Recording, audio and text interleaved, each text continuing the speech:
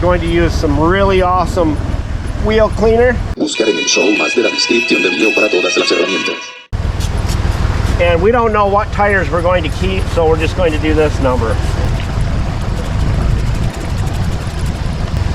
And this is the brush you want to use. It's soft and it won't scratch your rims. Boom, look how fast I'm back. This brush is awesome for this because it's curved to the wheel and you can use it on any size tire. All right, so we'll end up doing that to all 4 of them.